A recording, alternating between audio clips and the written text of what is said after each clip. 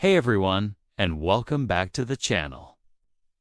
If you're planning your first trip to Bangkok, there's one place that's absolutely at the top of everyone's list, and for good reason. Today, we're taking a deep dive into the magnificent Grand Palace. I'm going to walk you through everything you need to know before you go. How to get your tickets. So, if you're ready to explore one of the most stunning places in Thailand, let's get started.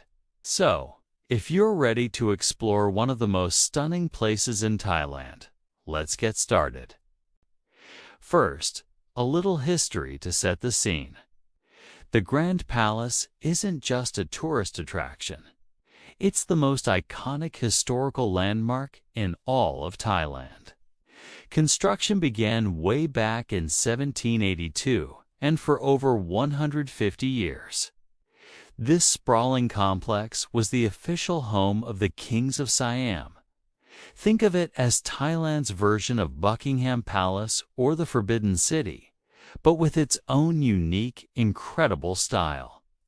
Even today, it remains the spiritual and ceremonial heart of the Thai monarchy. It's a powerful symbol of Thai history, deep-rooted spirituality, and national pride.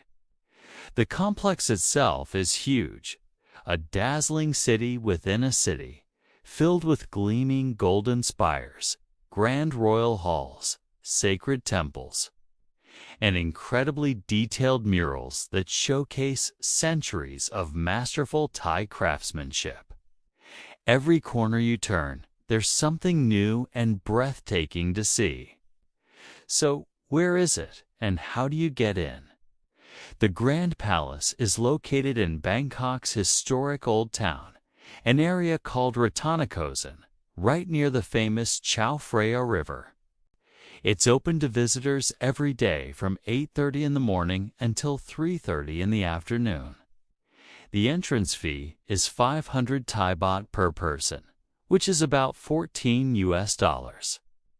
Now this ticket is great value because it doesn't just get you into the Grand Palace. It also includes access to Wat Phra Khao, the Temple of the Emerald Buddha, which is inside the palace grounds, and the Queen's Surrogate Museum of Textiles. In terms of when to go, the best time to visit Bangkok is generally between November and February.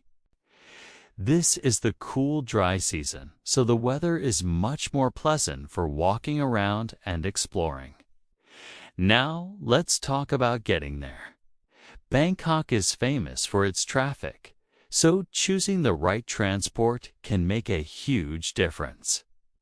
Honestly, one of the most scenic and easiest ways to reach the Grand Palace is by taking the Chao Phraya Express boat.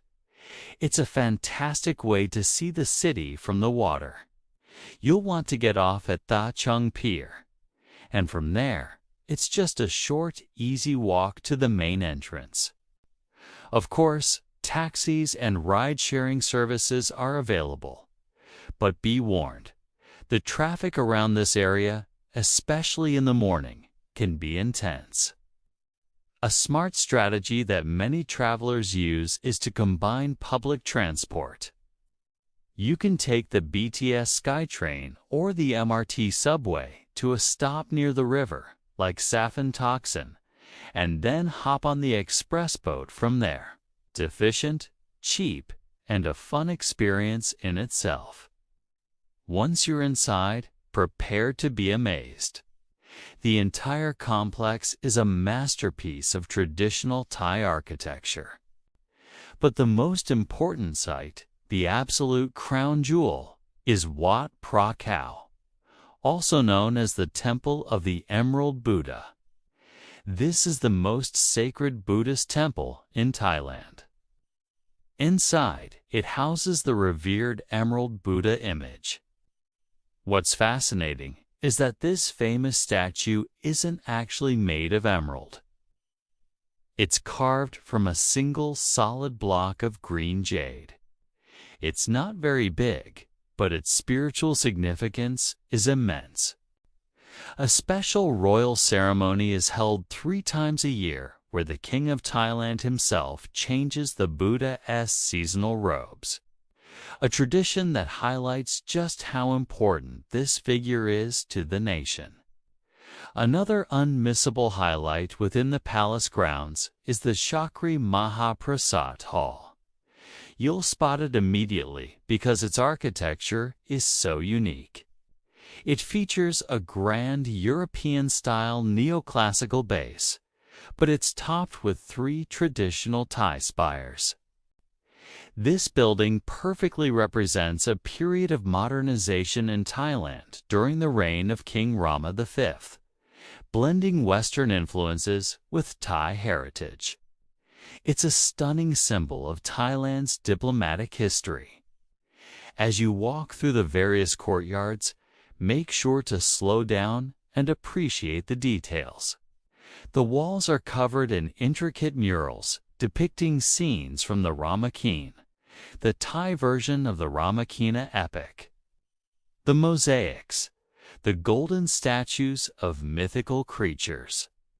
Every single element has a story to tell.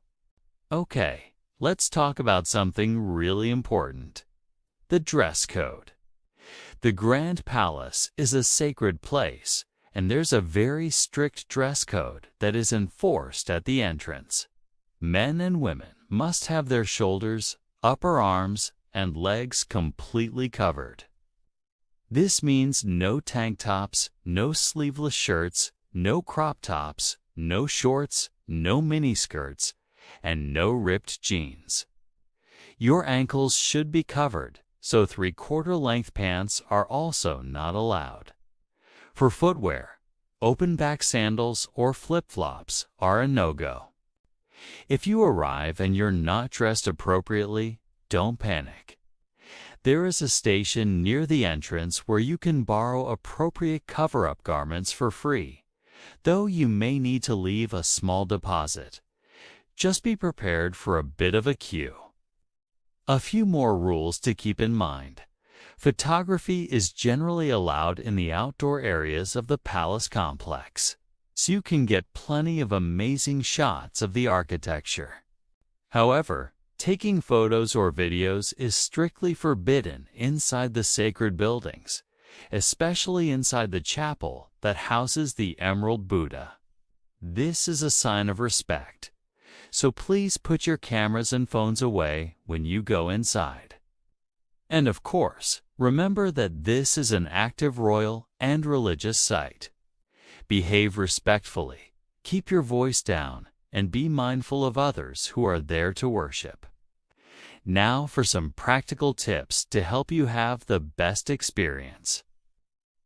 My number 1 tip is to arrive early. Getting there right when it opens at 8:30 a.m. helps you beat the worst of the crowds and, more importantly, the scorching Bangkok heat. Weekdays are generally a little less crowded than weekends and public holidays. Timing your visit with the seasons also helps. The hot season from March to May can be incredibly intense, while the rainy season from June to October can bring sudden, heavy downpours. No matter when you go, always bring a bottle of water to stay hydrated, wear sun protection like a hat and sunscreen, and most importantly, wear comfortable shoes. You'll be doing a lot of walking. After you've finished exploring the Grand Palace, the adventure doesn't have to end. The surrounding area is packed with other incredible attractions. Just a short walk away is Wat Pho, home of the gigantic and truly impressive reclining Buddha. You can also wander over to Tha Chang Market, a bustling local market right by the river pier, where you can grab some delicious street food and enjoy the riverside views. If you're a history buff and want to dive even deeper, the Bangkok National Museum is also nearby and offers a fantastic collection of Thai art and artifacts. So, how much time should you set aside for your visit? I'd recommend planning for at least 2 to 3 hours to see the main highlights without rushing. You could easily spend half a day here if you want to explore every nook and cranny. My advice is to move slowly, take it all in, and always be respectful of the rules. If you really want to understand the rich history and symbolism, consider hiring one of the licensed guides available at the entrance. They can bring the stories of the palace to life. Visiting the Grand Palace isn't just about ticking a box on your travel itinerary. It's a profound journey into the heart of Thailand's royal and spiritual heritage. It's an experience that will stay with you long after you've left. I hope this guide has been helpful for planning your own trip to the Grand Palace. If you enjoyed this video or learned something new, please give it a thumbs up and do want to forget to subscribe to the channel for more Bangkok travel guides and tips. Let me know in the comments if you've been to the Grand Palace and what your favorite part was. Thanks so much for watching, and I'll see you in the next video. Thanks for watching. Subscribe for more useful info.